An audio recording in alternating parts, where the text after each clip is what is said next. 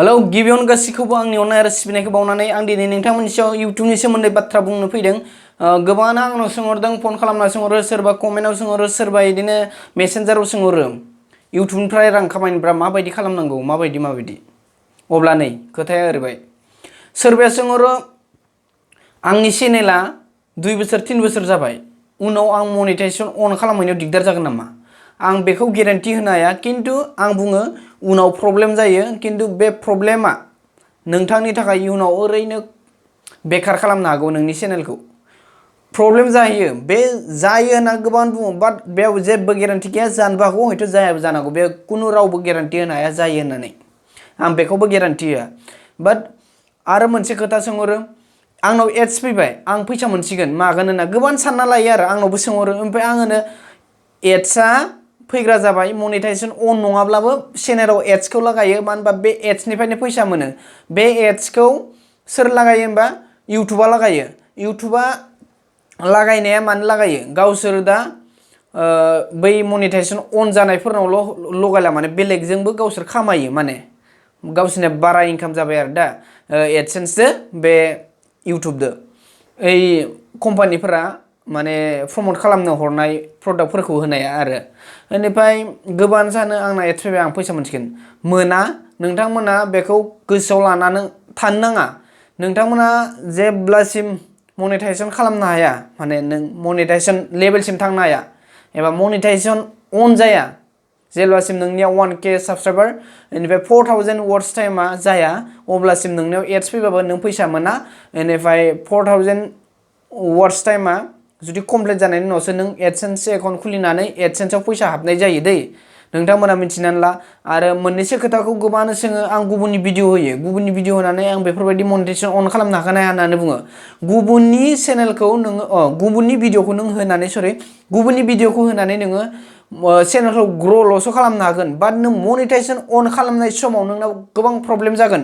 जुदि नोंनाव बेयाव कपिराइट क्लेम थायो, नोंनि चेनेलाव नांनानै थायो, आरो कपिराइट स्ट्राइक नांनानै थायो, कमिटि गाइडलाइन्सनि स्ट्राइक नांनानै थायो, अब्ला नों जेब्ला मनेटाइजेसन अन खालामनो नों आन्डार रिभिउआव हरगोन एबा एप्लाइ खालामगोन, नोंनिया बे चेनेलाव मनेटाइजेसन अन जायाब्ला नों ओरैनो बेकार जानानै थागोन। ओंखायनो आं नोंथांमोनखौ बुंदों, गुबुननि भिडिअ होदोंब्लाबो नोंथांमोना गावनि कन्टेन्टखौ लांफाबाय था।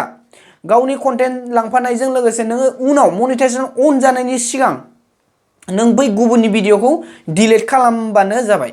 माने गुबुननि भिडिअ होयो नों, मालाबा मालायनि नोंनाव जेनेबा चेनेला गुबुननि भिडिअफोर दं, अब्ला नों बेखौ डिलिट खालामदो। नों साननानै नाय आरो मोनसे खोथा, वाट्स टाइमा भिडिअ दाननाय लोगो लोगो वाट्स टाइमा खमायो। नोंनि बे चेनेल खिनियाव नोंनि जेनेबा गावनि कन्टेन्टनिया टाइमा 4 आवार्स टाइम जाहैगोन ना जायाखै, बेखौबो नों हिसाब खालामनांगोन एबा सानना नायनांगोन। जुदि गुबुननि भिडिअ होयै जुदि 4000 वाट्स टाइम जुदि कमप्लिट खालामदों, 1K साबसक्राइबार कमप्लिट खालामदों, नेक्स्टआव नोंनि भिडिअ मा फैगोन, कपिराइट क्लेम थागोन, बेयाव कपिराइट क्लेम दंखायो। बेनिफ्राय बेराफारसे कपिराइट स्ट्राइक, कमिटि गाइडलाइन्सनि स्ट्राइक, बेनिफ्राय मा जागोन, नोंनिया चेनेला मनेटाइजेसन अन जाब्लाबो नोंनाव ग्रिन डलार फैगोन।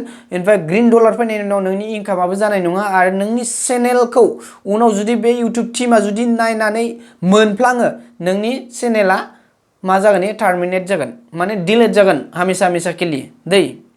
दा ओमफ्राय मोनसे जिमेलजों मोनसे चेनेलखौल' खुलि दै, नोंथांमोनखौ आं बेखौबो खावलायबाय, नोंथांमोना मा बाथ्रा बुंदों नोंथांमोना गोसो होना खोनासं। मोनसे जिमेलजों मोनसे चेनेल खुलिनानै नों सालाय, बेनिफ्राय बेलेग जिमेलजों नों गुबुननि भिडिअखौ नाय दै। गावनि चेनेल जिमेलखौ नों हामेसा सुरक्षित मेल राखिए दै। बे आं उनाव गोबां बाथ्रा बुंबावगोन, बेखिनि सोंनायनि फिनखौ आं होबाय। गोबाङानो सानबाय थागोन आंनि चेनेला बिराद ग्र' जालांदों, आंनि वाट्स टाइमा इदि जाबाय, आं फैसा खामायनो हासिगोन मासिगोन।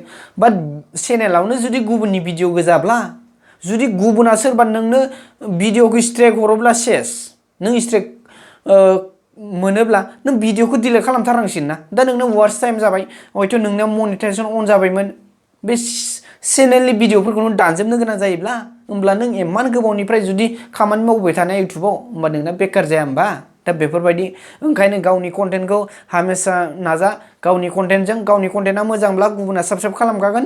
मोनसे खोथा आरो, गावनि कन्टेन्ट होननानै गावनिल' नङा, जिखुनु भिडिअ क्लिपआ दै गाज्रि जानो नाङा आरो। जेनेबा बे कमिटि गाइडलाइन्स दंखायो बेयाव नोंहा गाज्रि होयोब्ला नोंहा टार्मिनेटबो जानो हागौ चेनेला बेनिफ्राय गावनि कन्टेन्ट होननाय गावल' आंल' नुजानांगौ बे नङा मोनसे भिडिअ'आ हमना ला नों मायाव साफायबाय हयथ' सिनारि साफायबाय नों सोरखौबा मानसिखौनो साफायबाय सोरखौबा जिखुनु आरो भिडिअ बे भिडिअ'आ इन्टारनेटआव हेगारि जानांगोन बेनो नोंनि कन्टेन्ट बेखौनो होनो कन्टेन्ट माने गावनि कन्टेन्ट इउटुबा नोंनि कन्टेन्ट होनना सानगोन जुदि चेनेलाव रावबो हगारनाय भिडिअ नङा होमबा भिडिअ नङा इदि आरो नों मालायनि भिडिअखौ हगारनायखौ नों जुदि इउटुबाव होफिनोब्ला बे इउटुबा मिन्थिखाबाय दिनै आंनि भिडिअखौ सोरबा होयोब्ला इउटुबाबो मिथियो आंबो मिथियो मानो होनबा आंनिया मनिटाइजेसन अन जानानै सोरबा मा होनो बेखौ भिडिअखौ क्लिप ससेब्लाबो गोलावब्लाबो खालामोब्ला आंनाव नटिफिकेसन फैखायो सोर मा चेनेला भिडिअखौ आपल'ड होदों बेसेबां टाइम बेसेबां वाच टाइम बेसेबां मोनखो मा चेनेलाव दा बेफोर फुरा डिटेल्सआ नुजाफैयो आं गोबांखौनो कपिराइट स्ट्राइक हरनो हायो बाट आं हरा आरो आं बेफोरबायदि मानो कपिराइट स्ट्राइक हरनो आंनिनो साबस्क्राइबारफोरा बेफोरबायदि मोजां मोननानै जुदि आंनि भिडिअखौ जुदि गुबुना रिआपल'ड होदोंबा हो आङो बेयाव लस गैया खिन्थु नेक्स्टआव जुदि बेफोरबायदि होयोब्ला पारमिसन लालाय होननानै आं गोबांखौनो बुंगासिनो दं आरो आंनाव सोंहर आं होनो होगोन मानो होनो हाना आंबो आरो एसेबां माबा नङाना गाज्रि नङा मानसिया माने आंनि चेनेलनि भिडिअ आंनिल'खा आंनि भिडिअखौ रावबो दाहो दा बिदि आं साना हो खिन्थु पारमिसन लालाय आरो ना सोंलायलाय बिदि आरो बेनिफ्राय आं बाराखौ बुंला गोबाङानो मिथिखागौ इउटुबनि सोमोन्दै आं बेफोर बाथ्राखौ मिथियिफोरनो बुंबाय आरो जायफ्रा मिथिया मानो होनबा आं मिथियिफोर नुखाबाय आंनावबो सोंहरबाय नालाय ओमफ्राय बेफोर बाथ्राखौ आं बुंबाय नेक्स्टआव इउटुबनि फारसे आं बाथ्रा बुंबावगोन नोंथांमोना मिथियाब्ला आंनाव सोंहरनो हागोन आं जाखिनि मिथियो बेखौ बुंगोन आरो मिथियिखौ आं बुङा सोरनिबा बाथ्राखौ लानानै नंगौ होननानैबो आं बुंनो थाङा नोंथांमोना जुदि आंनि बाथ्राखौ फोथायाब्ला नोंथांमोना गिदिर गिदिर क्रिएटरफोरनि चेनेलाव थांनानै नाय आरो इउटुबाव बोनानै नाय माबायदिबा रां मोनो माबायदि चेनेलखौ ग्र' खालामनो हायो माबायदिबा गावनि कन्टेन्ट ना मालायनि कन्टेन्टजों रां खामायनो हायो बेफोरबायदि आरो दे दिनै बारा गोबाव खालामला दिनै एसेनोसै गोजोन्थों नेक्स्ट भिडिअ नेना थादो